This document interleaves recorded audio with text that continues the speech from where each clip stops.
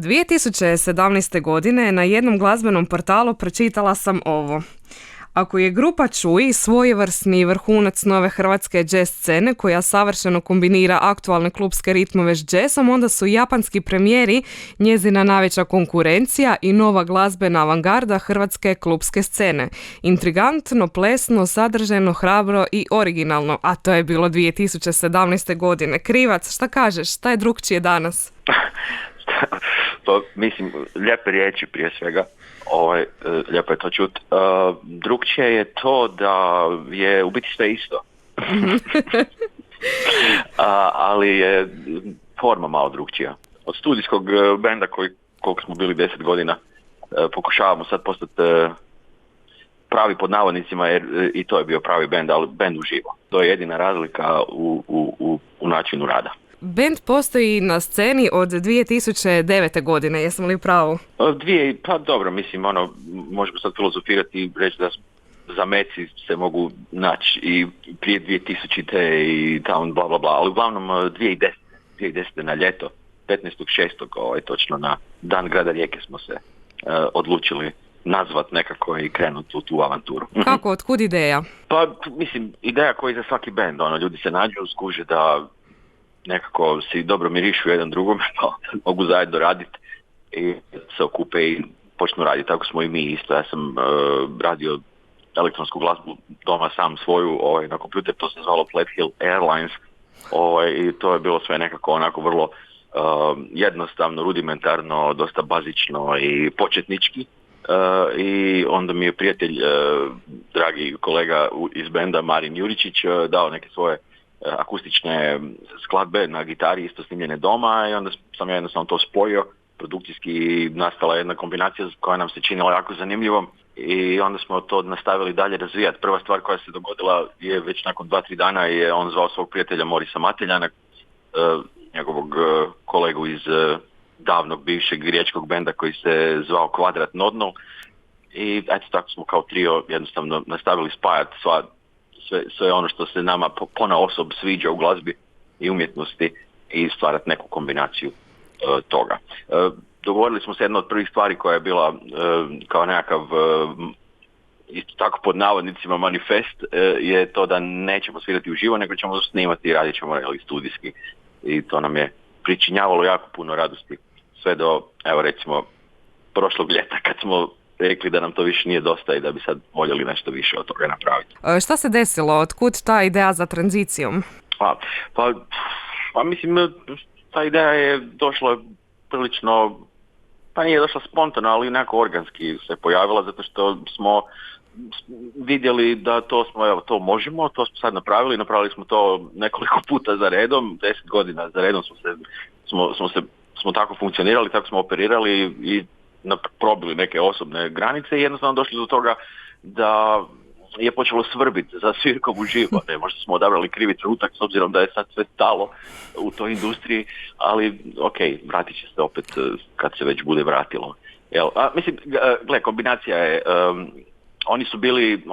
ja nisam neki svirač, oni su baš bona fide svirači, svirali su u raznim sastavima, Moris i u Sjekirama, Marin je bio i po jazz bendovima i tako dalje.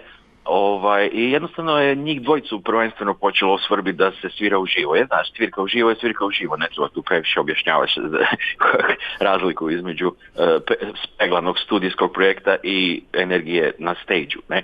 I onda su me uspjeli nekako i nagovoriti. Ne? To je jedna stvar. Druga stvar je, ja sam u zadnjih 5 godina se počeo više baviti produkcijom glazbe za kazališne, plesne, prvenstveno predstave, pa sam vidio da i mene isto pozornica bio nekako simpatična. Mislim, vidiš da možeš neke stvari, znaš, pa onda pomičeš sve osobne granice i tako dalje.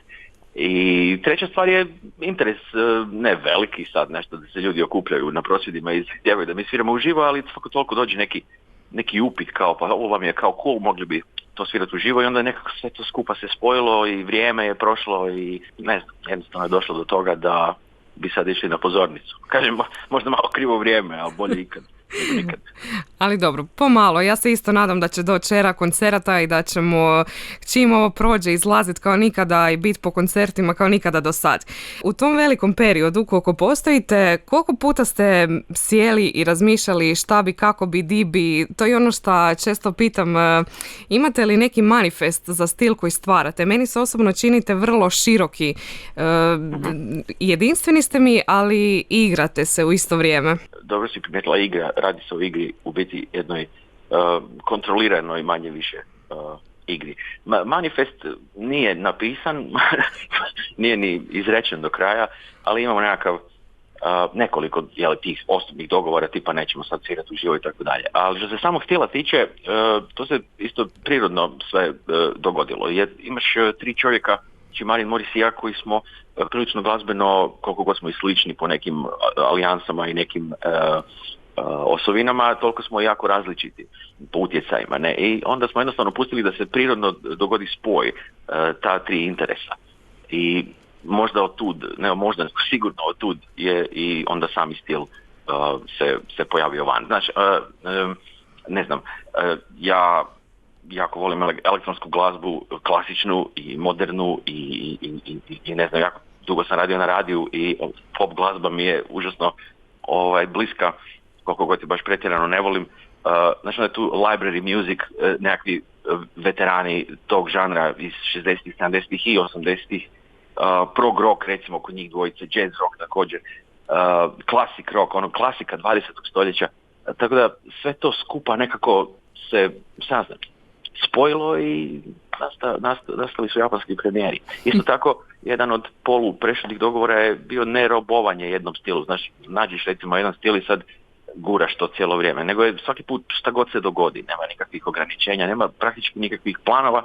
Sloboda je imperativ i zato su nastali takvi rezultati. Koji su možda, ne znam, u nekom manjem postotku i nisu uspjeli ti eksperimenti, ali u većem dijelu su uspjeli dovoljno da smo i danas ponosni na njih. Koji su ti trenuci najdraži sa bendom? U kojem trenutku si shvatio da ste prerasli taj neki kućni bend i da ti ljudi govore da slušaju japanske premijere? Kako ti je bilo u početku? Je ti to bilo malo iznenađujuće?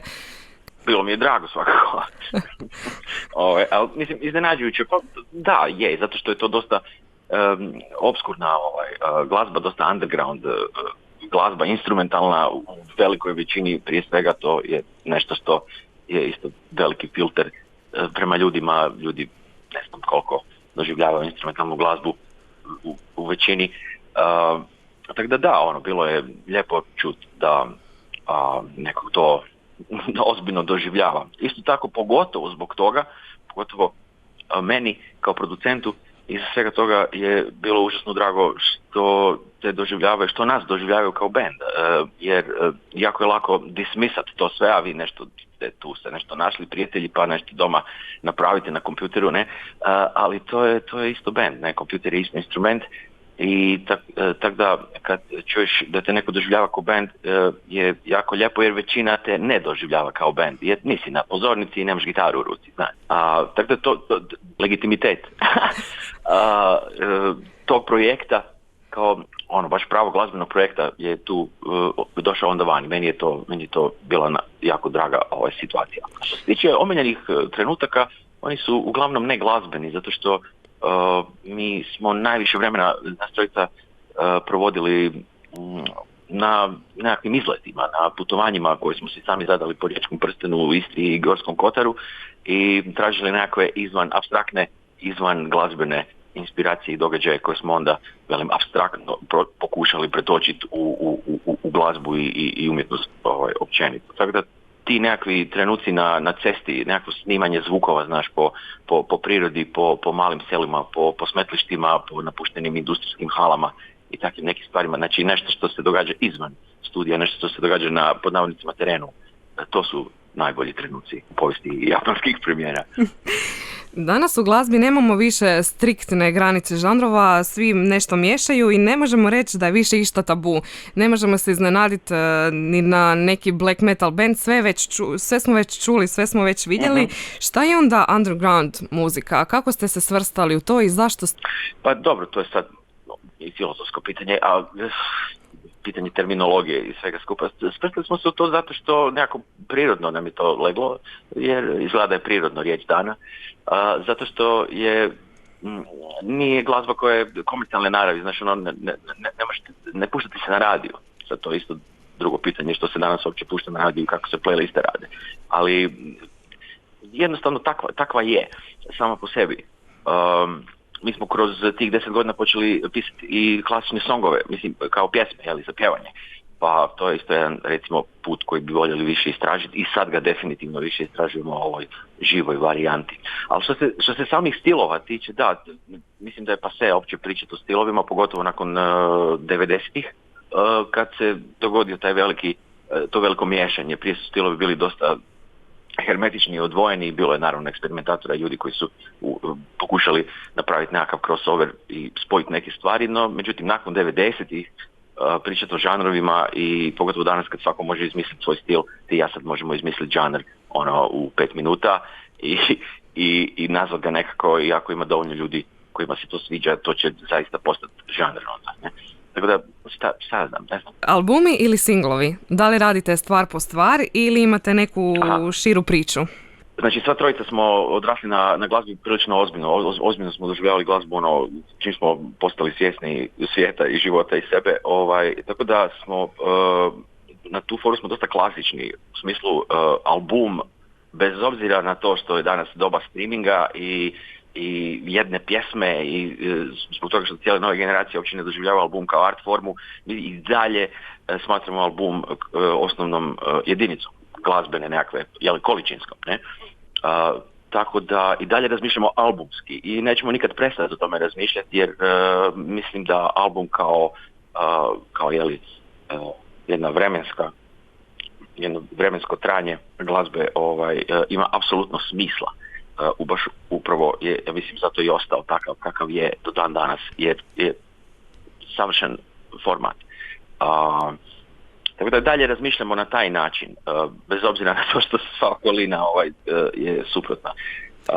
Pa razmišljamo albumski, da. Pojavi se određeni korpus pjesama, odnosno stvari koje nekako idu zajedno, jer tajna je u tome da se stalno proizvodi, stalno se radi, ne? I onda vidiš, ove pjesme mogu ići zajedno, ove recimo skupa super pašu, ili ako ništa drugo, ove su sad gotove, znaš, i onda kao to ide pod jedan zajednički naziv, u jednu zajedničku kapu, i to je onda jedna cijelina koja ostane tako zabilježena, kao ima, znači bude entitet za sebe. Svaki album je nekakav entitet za sebe. Koliko albuma imaju japanski premijeri? Pa sad ne znam brojčano točno, mislim, 6. Da, šest albuma, u biti znam sve. brojčano je šest komada, s tim da je jedan dupli, isto tako 6 extended play izdanja, odnosno malih albuma, mini albuma, EP-a, i nešto singova. Planovi nekakvi za budućnost, na čemu sad radite? Pa, dakle, ono što nam sad najviše vremena uzima, ne najviše nego kompletno, jer je zadnjih godinu dana taj produkcijski dio, studijski dio stao, je naravno pokušaj da se taj band pretvori u živi band. Ne? I to je sad probe, znaš kako to ide, ljudstvo, ne znam, prostorija, koliko je struja, znači i tako neke, je kabel i tako neke, vrlo, vrlo prizemne stvari. Time se sad bavimo. Bavimo se aranžmanima, bavimo se pitanjem što je uopće naš repertoar, kako bi to sad trebalo zvučati uživo i tako dalje.